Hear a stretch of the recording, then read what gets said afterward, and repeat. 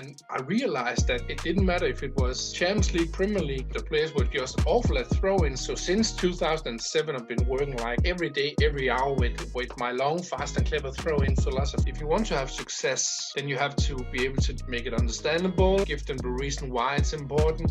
You have to be able to do the drills. You also have to be able to analyze the things. How can this team or these players improve? The phone rang and my wife picked the phone up and she said, "It's Jürgen." Oh, and wow. then I just took the car and drove into a grass field and picked up the phone. At the moment, the best throwing takers I've worked with is Robo and Trent from Liverpool FC. I think the best lesson is have patience, enjoy the small things in life.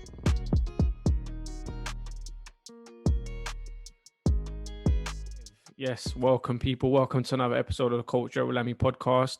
Today I'm joined by another special guest. I'm very excited for this one. I'm curious as well to unravel some of his experiences, his expertise. Today I'm joined by an author, a speaker, and most famously known for his throwing expertise. As a throwing coach, he has worked with some of the biggest teams in the world. To name a few: Liverpool, Ajax, Atlanta United, RB Leipzig. Today, ladies and gentlemen, I would like to introduce Thomas Gronnemark. Thomas, welcome. Thank you for coming on the podcast. You're absolutely welcome, Gerald. Thank you.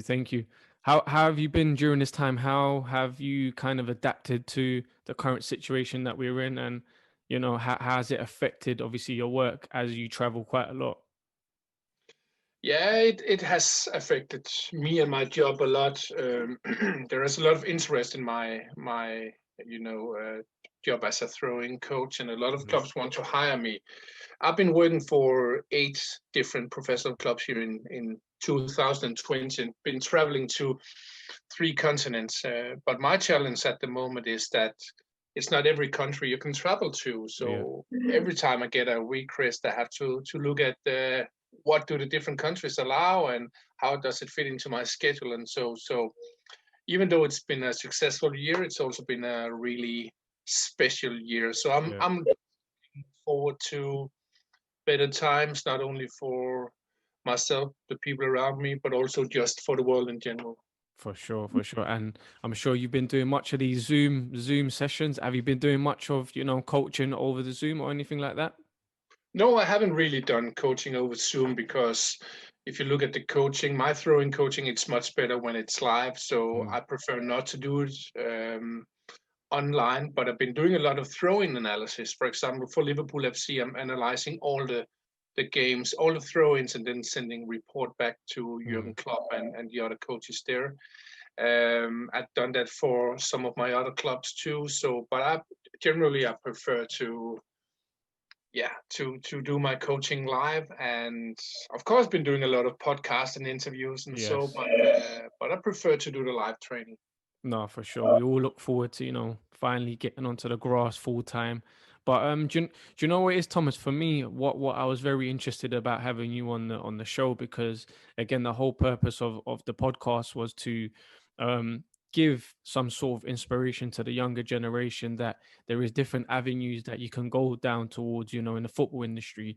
Now, when I came across your profile as a throwing coach, for me personally, I've never heard of a position like that.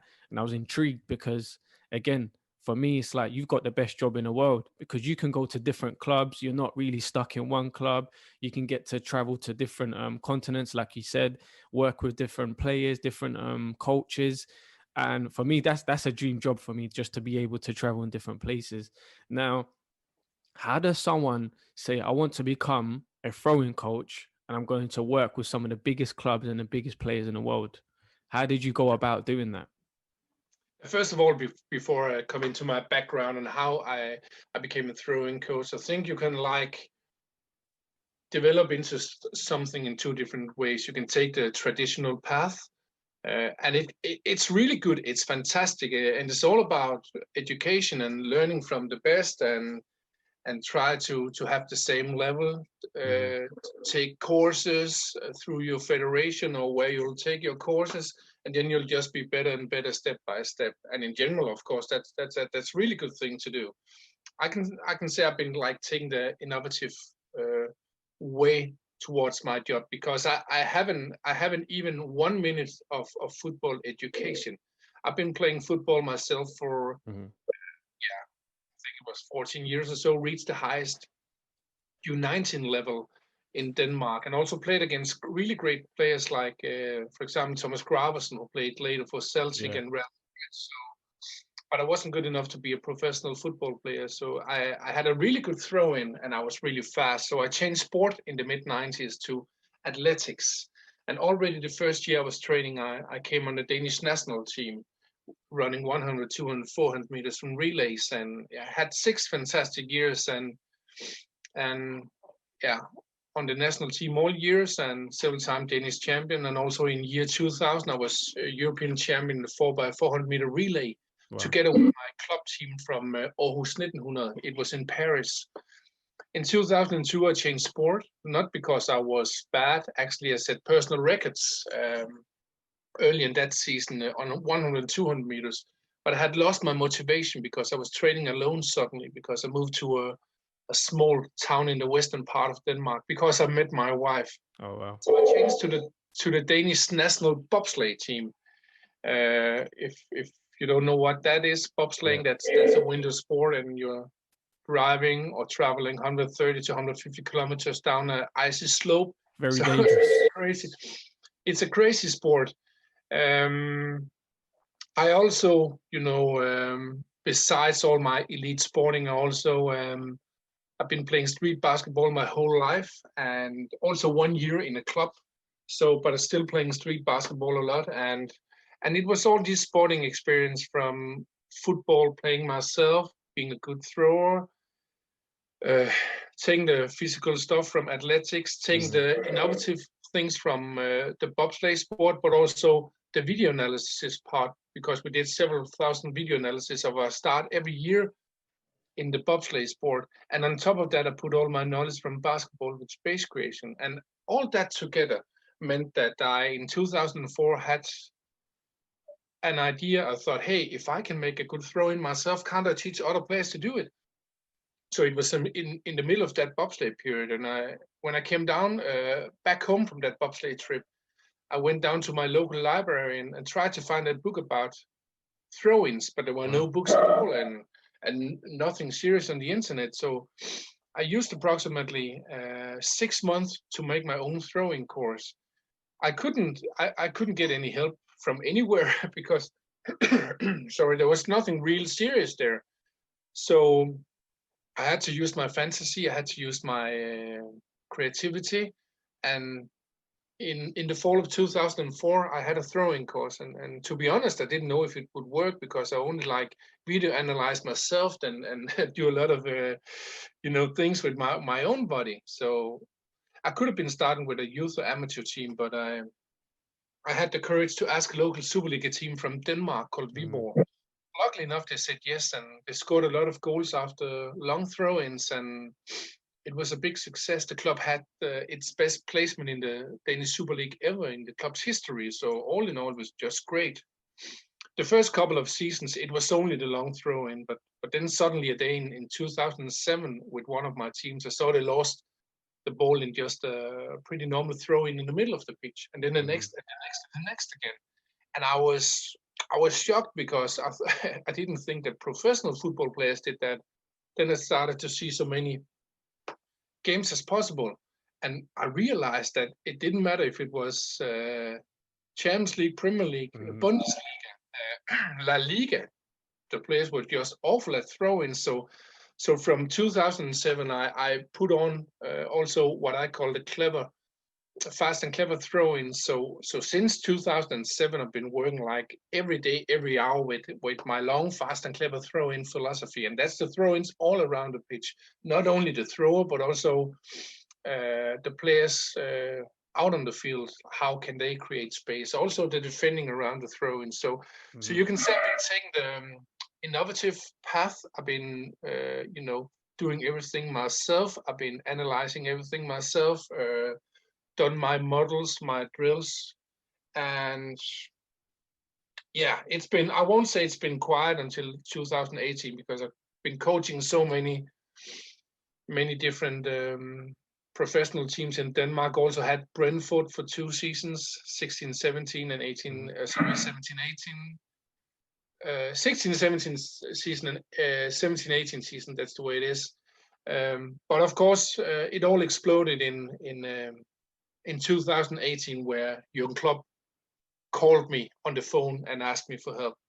So yeah. Wow. So before we move on, have you watched Cool Runnings since you've been doing since you was part of the bobsleigh team? Yeah, I've been watching Cool Runnings, and I'll say that was not the reason why I started, but it was actually the reason why the Danish bobsleigh team was started in 1998. Yeah. So it's a fantastic film, and yeah, you can, I think in some way you can also actually compare it a little bit to to my job as a throwing coach. So yeah. No, incredible. Again, just for the listeners to kind of gauge, what you just said in terms of you created your own lane, and it's very brave of you to kind of shift different industries. And even though it's still being part of an athlete-based industry, it's very, very brave of you to kind of change industries like that. Would you say, the times that you was doing the bobsleigh stuff, you was doing the athlete stuff, how have those skills that you learned before been able to transfer to what you're doing now? And has it helped? Yeah, it's helped a lot. Yeah, because some people think, oh, it's a weird thing to go from football to athletics to bobsleighing to throwing coaching. No, for me it was pretty logical to do that, and I think that many people can be even better at that. I changed to athletics because I was really fast on the football pitch, never lost a running duel, and I of course I could have been playing on as an amateur football player, but I was so good at running fast, so I thought, hey, why not try it? So I tried it. After 6 years with success in the athletics world, as a sprinter, I lost my motivation because I was training alone and I missed the team sport. And I thought, hey, in which kind of sport can I use my physical ability to run fast? Of course, I could have been going back to football again. That would still be great because I love to play football. But I was fast, and one of the most important thing if you're in bobsleigh is to be fast because you have to push the sleigh. So that was logical too. And then here is the innovative part: is that I could, after I got the idea about being a throwing coach, I just try to pick all the things from all sports I've been trying to do, and not only sports but also. For example, I take a lot of inspiration from nature. Let's say you're taking a walk outside in the morning with the trash, and then suddenly you see a big flock of birds, and then on the other side there's a big like the big bird who wants to eat the small birds, and if you're watching how both the big bird but also the flock of small birds are like being aware of each other, you can also use that in throwings too. So a lot of these things I'm taking from the nature. I'm taking from, for example, also if I see a piece of art at a museum, I suddenly see some, let's say it's just like expressionist art where it doesn't have to look like something special, but then I see some lines in that piece of painting and I think, hey, that could be a really good running pattern in a throwing situation. And sometimes I just don't get anything out of it. But again, I try to get inspiration from a lot of different things, but not only things and my own experiences, but also other people. So it could be in a podcast like this where you are perhaps saying something or asking something. It could also be, of course, players or coaches where I am, but it could also be a security guard standing at the facility and saying, hey, why do you put these cones there? Hey, don't you miss white cones? He was just saying it he's only talking about the colors. And then suddenly I get an idea. So think that the more open-minded you are for inspiration, easier it is to be innovative and in the end, like get an innovative job.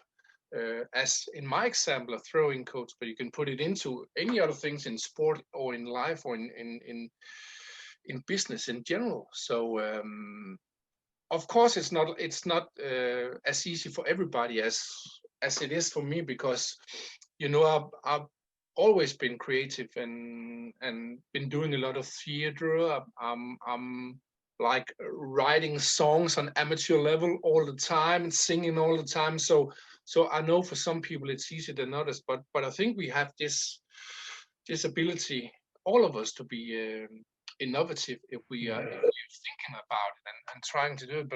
But a lot of people are just and still it's okay. But a lot of people are just always trying to take the traditional path. And yes, you can get success with that. So, but once in a while, it can be not only refreshing but also give you success to try to take the alternative route. Mhm. Do you know what? Just hearing you speak now, it's no surprise that you've created the lane that you're in, because it's the little things that you just said that you look at and you kind of dissect that. Like you said, not many people do such things. They just kind of go about life in whatever direction that that they feel. How does someone kind of, try and be more inquisitive, try to see things in a different light? Because it's easy to say, be open-minded, be open to different situations, but how does someone have that or tackle that inner creativity within themselves? Because like you said, we all have that creative side within us. How does someone try and find that within themselves? I think they, you said a little bit yourself there, but I think people have to start with the very small things and then also be really be observing things happening, because I'm really looking at details, not only with throw-ins and football, but in life in general. Um, if you're like really observe what's happening around you and all the small things, then it's much easier to be innovative. I can give you an example. Um, the other day, I think it was 2 days ago, I I took a walk with my wife, and the weather in Denmark is like, I think it's a little bit like in England. It's Mm, really cold. The wind was blowing, and I did only have my, normal pants on. My jacket was all right, but if you're not fully well dressed when it's cold, you're freezing. I was freezing a little bit, and then I was walking. I still enjoyed the walk with my wife, but I could feel I was especially freezing with at my legs. And then I thought about, hey, what is happening with the cold here? My feeling of the cold when I'm walking. What's happening if I'm doing like a different length of the steps? And then I suddenly realized that if I'm taking a shortly smaller walking steps, then I'm not so cold. And I mm, think, why is that? And then I was thinking, okay, first of all, if I'm taking shorter walking steps, I'm having a higher frequency in my steps, and it means that I'm having like slightly more activity compared to long steps. And then the other thing I thought about was that if I'm taking long steps, then there'll be a bigger gap between my legs. And if there's a bigger gap, then there can be more cold air blowing in between, and I have a bigger area of my legs who are where the cold wind can hit me. So, and then I was thinking on and on and on. So it ended up in like me being not so cold, that I thought about, hey, perhaps can the whole world, at least where it's freezing, perhaps they can use it. And then also thought, hey, perhaps it's only me who's feeling that. If I should like work on that, I have to do like a blind test with people who are not, they're just been told to take shorter steps, working the same speed. How do they feel? So that's the way I'm working, like starting with the small things, thinking it through, building it big up. And then you can say that of course I could also talk about what color my shoelaces have, and perhaps it will only be a really few people who are interested in that. But if you're thinking about how many people in the world who are freezing when they're walking from time to time, either because it's just cold, perhaps they are poor, they can't afford enough clothes, or you're just not dressed well enough, it could be a really big thing. You cannot necessarily like earn money on it, but it could be helpful for a lot of people. It was the same with the throw-ins. Before I came, not many were like looking at the throw-ins, but I was just like almost obsessed with throw-ins and everything around it, and a lot of people were interested before I was came to Liverpool FC, but now almost everybody are interested in it, and now I can earn a lot of money. So again, back to your question, take your everyday thoughts, not only about football, but your job in life in general. See if it's important. Does it make a difference? Can it make a difference for a lot of people? And sometimes it's not like that every thought I get every day is just like brilliant and innovative and groundbreaking, and I'm a pioneer in that, because I always also get a lot of thoughts where I'm thinking, okay, you can't really use that for anything. So that was just like a specific example of the background on how I'm thinking and how people can think in daily life to be innovative. No, definitely. It's very and it's very unique as well, the way you're thinking again.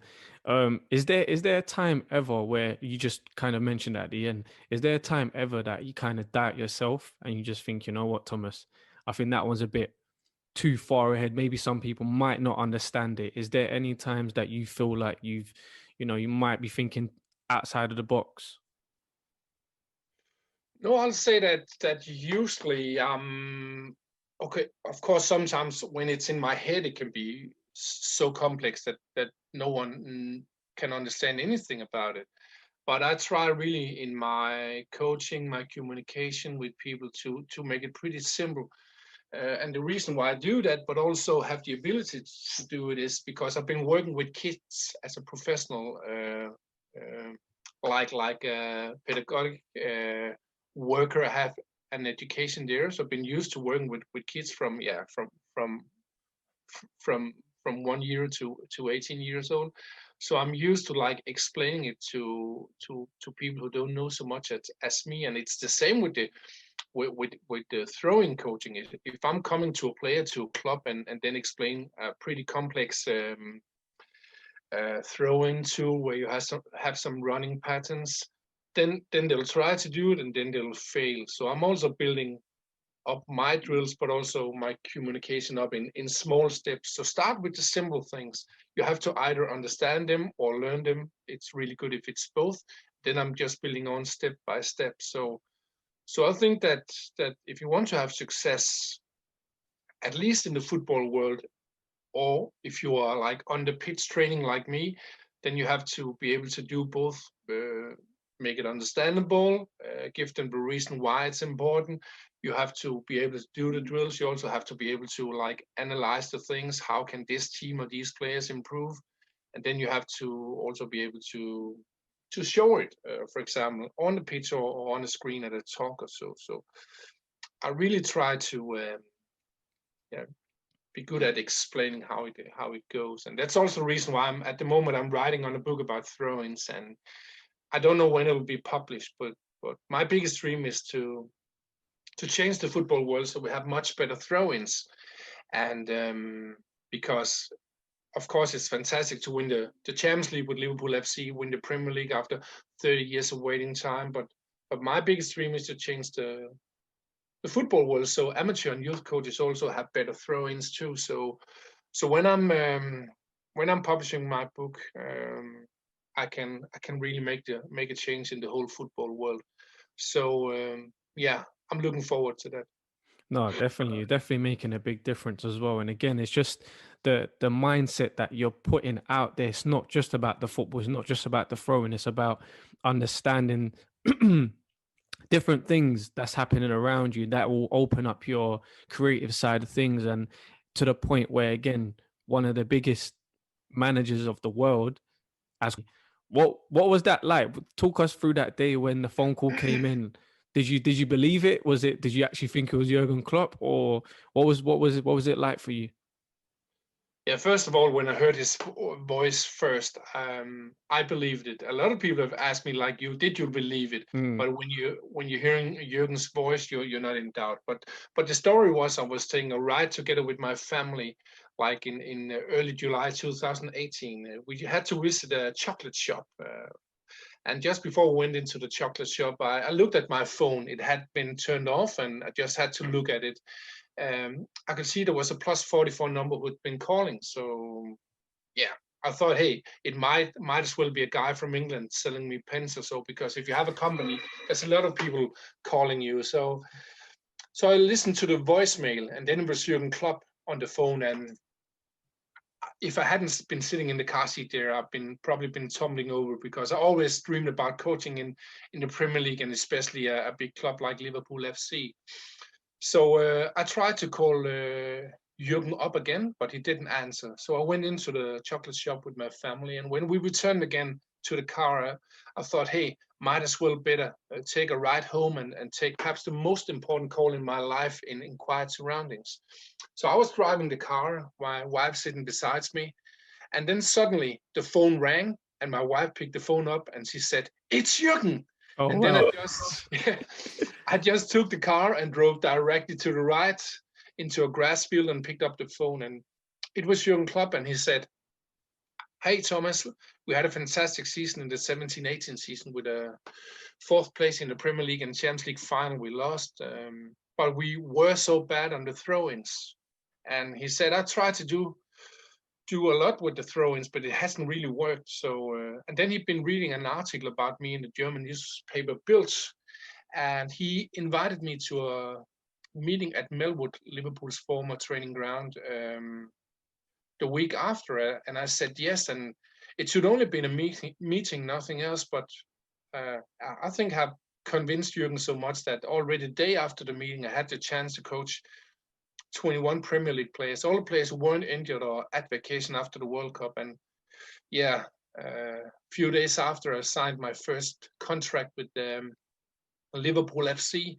And yeah, now I've been working with Liverpool for, it's my 3rd season now. And first of all, it's been fantastic to be a part of that Champions League and Premier League victory. But with the throw-ins, we also went from in the 17-18 season, Liverpool won the number 18 out of 20 in the Premier League with a possession of 45.4% on throw-ins under pressure where the players are marked. But in my first season, 18-19 season, we went up to number 1 in the Premier League with a possession of 68.4%, and also number 2 in Europe, only after one of my other clubs, FC Midtjylland from Denmark. And we also, for example, last season scored 14 goals after throw-in situations. It's not the long throw-in towards the opponent's goal, but it's because we don't do it in Liverpool, but it's throw-ins all around the pitch where we're doing something that we like rehearsed in training. And this season already, shortly into it, we scored 7 goals after throw-in situations. So in many levels, I'm really satisfied, not only that Jürgen Klopp called me, that we've had success in Liverpool also with the throw-ins, but Jürgen's call also meant that I had the whole world open for me. So as you mentioned in your intro there, that I've been coaching so many different teams the last 3 seasons. Again, this season even though it's been Corona, I've been coaching 8 different professional teams in 3 different continents. I'm traveling the whole world. And even though, of course, I use time for throwing coaching analysis and prepare the things when I'm there, I'm often having 4, 5, 6, 7 hours every day for myself where I can choose. So, I'm just living a fantastic life as a throwing coach. And yeah, let's see. I don't know if it'll go on for another 1 or 2 years, or I can do this my whole life until I retire. But no matter what, I'm proud of the things I've done, also together with all the teams I've been helping. No, for sure. And you should be very proud, by the way. You've done an amazing job again. I'm not surprised that actually Jürgen called you, because I did have a conversation with Jürgen as well, and his mindset, I've read his books and I'm a huge fan of Jürgen. So when I did speak to him, when the first lockdown happened, I had a sort of conversation over Zoom through Kick It Out and explaining to him my story. He's very humbled. It's not really about who you are, your status or anything like that. You could see he's very much more sort of a people's person, and he's open-minded to different avenues. And you could see, the the success that he's had with Liverpool. Now, many managers might have not thought, oh, let me get in a throw-in coach or anything like that, but you could see it's all about the details for him. Now, in terms of players, how hard was it to kind of let the players buy into what you're doing at first? Was it easy transition, or was it something that you had to kind of convince them? Yeah, first of all, before I go to that, I'll just make a short comment about Jürgen Klopp, because a lot of people probably know that he's a kind man. They probably also know he's a funny man. You can see that in his interviews, press conferences, and so. But I think that a lot of people don't know it. That first of all, he's a really good listener, because he could easily been saying, "Hey, what did we do with our throw-ins? Can you do the same and just polish a little bit?" But he's a really good listener, and he listened really to my ideas and my knowledge. And Liverpool FC, I've been getting an open role. I've never even once been told you have to do this. They've listened to me, so I think that's a big part of the success. So I just want to put that in about Jürgen Klopp, because not many people know that he's a really, really good listener. Then back to your question around the players. Did they buy into it? I can say what I said on the very first training at Liverpool FC. I said to the players that there are normally 40 to 60 throw-ins in a match, and most teams, they have possession in under 50% of the occasions when they have a throw-in under pressure. If you had the same possession with your feet, you'll only be playing Sunday League football. And that's true, because imagine a football player in the middle of the pitch losing the ball more than 50% of the occasions. That would be a catastrophe. But we've just been getting used to in football that it's just a throw-in. But no, it has the same consequence. If you lose the ball at a throw-in, you'll often be caught out of balance. The opponents can score. And the opposite, if you keep the throw-in, keep possession, you keep control, you are having possession, you can create chance and score goals. So that was like the first part I explained to players. Then I also said to the players, I'm not going to make you into Stoke number 2. With that I meant we're not going to take a lot of long throw-ins towards the opponent's goal. Nothing against Stoke back in the days. And I'll also say that if you have a team who are really going into set pieces, I can also make these teams score like 8-10 goals per season on long throw-ins. That's no problem, but it's not Liverpool's playing style. So I said I'm not going to make you into Stoke number 2. And then after me, Jürgen Klopp came directly and he said that hey, I brought in Thomas here. He's a throw-in coach. I know it's a special job, but we were really bad at the throw-ins last season, even though we had a good season. That's perhaps one of the biggest things we can improve to this season to get success. I'm 100% sure that Thomas can help us here. So be 100% motivated. And if you first have heard from the expert, me, the background, and then you get 100% support from the manager saying that's one of the things we can improve. I trust him. Of course, you have your why. Why is this important? So I can just say that in Liverpool, there's been 100% concentration from the players, 100% motivation in general. So I'm just proud of what they've done here. And it's also really important to say that when you have to keep possession of the throw-in, it's not about I have to get the ball. It's about we have to get the ball. So it's a team performance. So we are doing a lot of movements and runs where the players don't necessarily want to have the ball, but they want to create space for the teammates. So if you think that you can just concentrate on the fullbacks, that's it. No, that's only a small part of throw-in success. And it's not only attacking, also defending. So I've only met motivated players in Liverpool FC and the other clubs. Why do you think, Thomas, in terms of the throw-in situation, why do you think clubs or players in general? Because we can see, I'm an Arsenal fan, and the fullback sometimes, like you see Hector Bellerin, he makes a mistake with a throw-in, or it's a foul throw. Or why do you think there's a lack of emphasis in terms of throw-ins? Is it through? Do you think it's come up from the upbringing from the grassroots where a lot of coaches don't work on it? What's your opinion on it? It's both like the work that's been done from grassroots and up, but also in adult and professional level. but it's also because of historical things. When I'm publishing my book in the near future, there'll be like a generation of kids and young players who, if they buy my book and get my drills and knowledge, they'll be doing throw-ins in their training.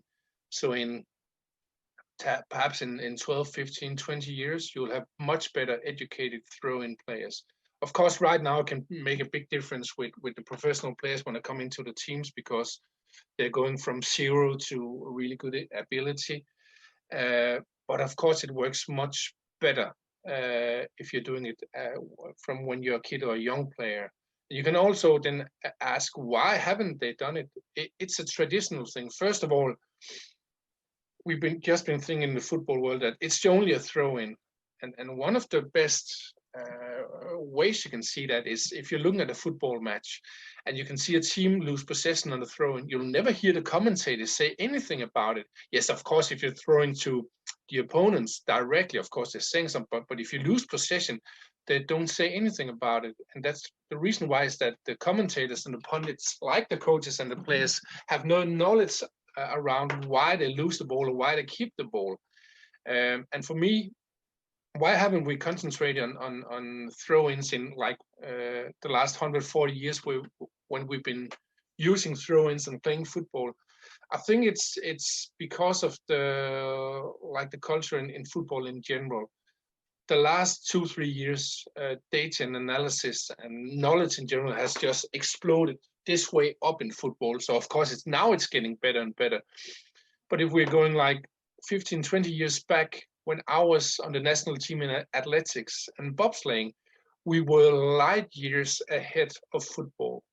You can't even imagine how far back football were compared to other sports. Perhaps you didn't really see it if you were playing football as a professional football player, but we were ages ahead in psychology, analysis, video analysis, every part, data, and I just looked at football and so, hey, what are they doing? Also with the amount of training time, in bobsleighing, we trained like 2 times per day, and after that we had to, and that it's not only 1.5 hours. You have to lift your gear and your sled up and down the track almost, and in the evening we were polishing runners underneath the sled and repairing the sled. So we had like work day on 12, 14, 16, sometimes 18 hours per day, because there was no one doing it for us. So compared to the football players, at least then they almost didn't train. So I think the football world has been really far behind many other sports. But now it's exploding, and that's also one of the things that's helping me, because people can now analyze what have my job in Liverpool meant for Liverpool. If I had the same work 20 years ago, there was no data, no analysis, and then they'll just say that, okay, they have a throwing coach, Liverpool have success now, winning, but what does it do? But now all these analysis people and people who are interested in data and analysis, they can see what's happening and measure a lot of different things. So I think, again, back to your question, I think that the football has been really far behind other sports, and that's the reason why you haven't really looked at the throw-ins, even though there are really there's a massive amount of throw-ins in the game. So, but I'm changing that now, and my goal is to make a change, even bigger change in the future. No, incredible. Even myself, you've opened my mind to actually that side of the game, because as a coach, I do tend to look at the throw-in sometimes, and I see some players losing possession of the ball, and some of these players are top level athletes, and I'm always surprised sometimes by the way it's lost. But again, like you said, I kind of just brush past it, and I just think, oh, it's just a throw-in. But now, just having this conversation with you and looking more into the work that you do has opened my mind, and when I finally get back onto the pitch myself, it's something that I'll definitely be looking into more into. But before we wrap things up, Thomas, I just want to ask the last few questions, more sort of fire round question. The first one, I'm sure I'll probably know the answer to it already, but you might surprise me. Best team you've worked with and why? Yeah, of course it's Liverpool FC, because if you're just looking at the titles, Champions League winners, Premier League winners, it's like you can't get any higher.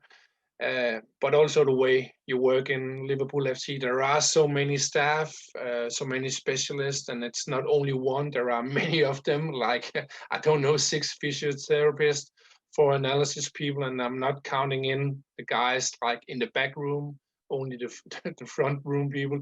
You know, there are so many people, but the really special thing there is people are helping each other and sharing knowledge between each other. It's not like you're just working in your own area. So it's like yeah. So again, in every part of the sport, it's of football. It's Liverpool FC.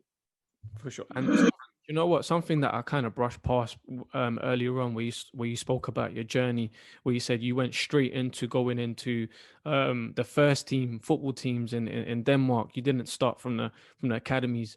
Was that on purpose? And where did you get the courage to go straight into the first team level? You know, you didn't have the background in football, so it wasn't like you was, you know, had that the wealth of experience in the football industry. Where did you get the courage to get that, you know, to go into the first team level? Yeah, you can say in general, I think as a person has pretty much courage. First of all, I had done my work.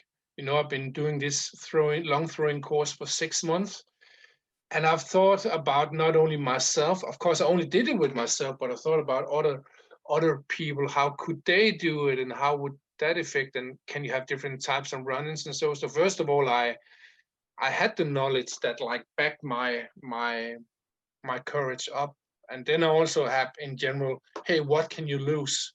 In general, I think that if you got it, show it, and then the time will show if you didn't really have it anywhere, and then you can always like improve again.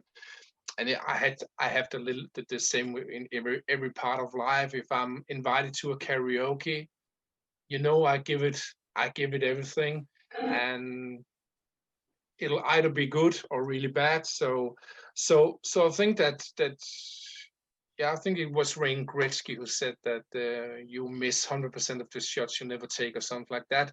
And it's actually because often when people don't have the courage, it's because they think what will happen before it's actually happening. But we don't know what will happen. We are imagining what other people are thinking, but we don't know that. So if you think, hey, should I call this guy?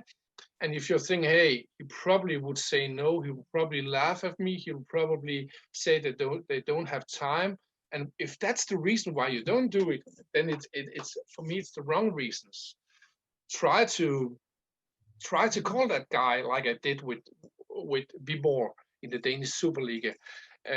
Yes, they might have laughed at me or said, no, we don't have time. And yes, in through time, there's been people laughing about me, but you don't know before you do it. So actually, it's pretty funny, and it's a little bit the same with everything in life. I can also say I'm doing a lot of keynote speaking, motivational talks. I've been doing over 500 talks for companies here in Denmark.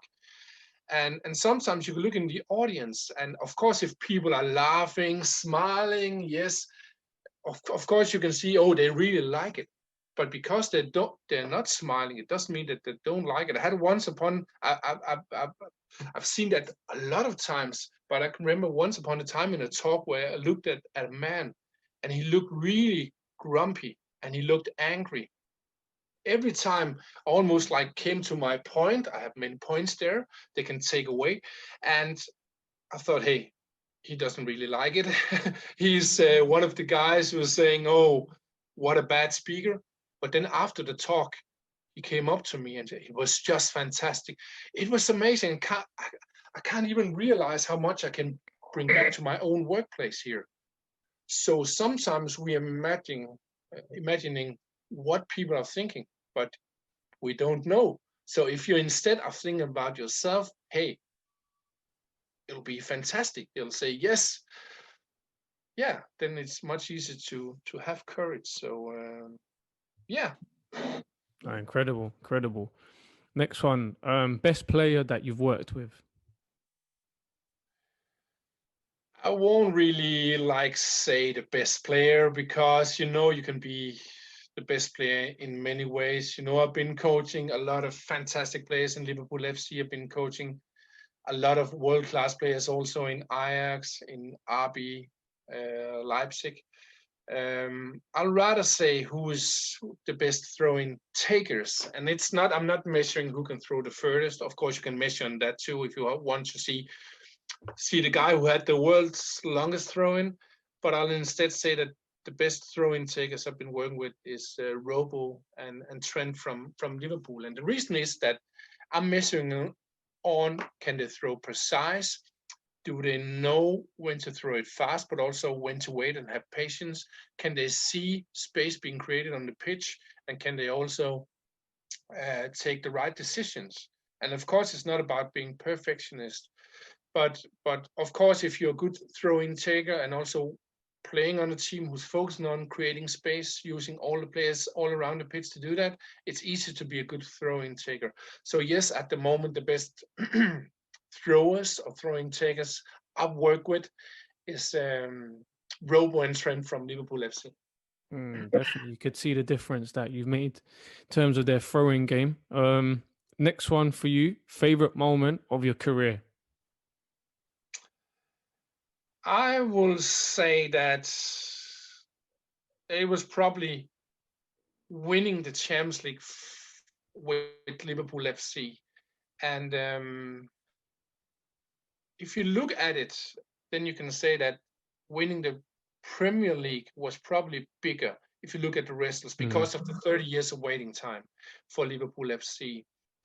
But you can say that winning the Champions League was really big for me because, first of all, it was like, I didn't really have to be proof, but on the other side, it was a proof that it was the right thing to do by Jürgen Klopp to call me.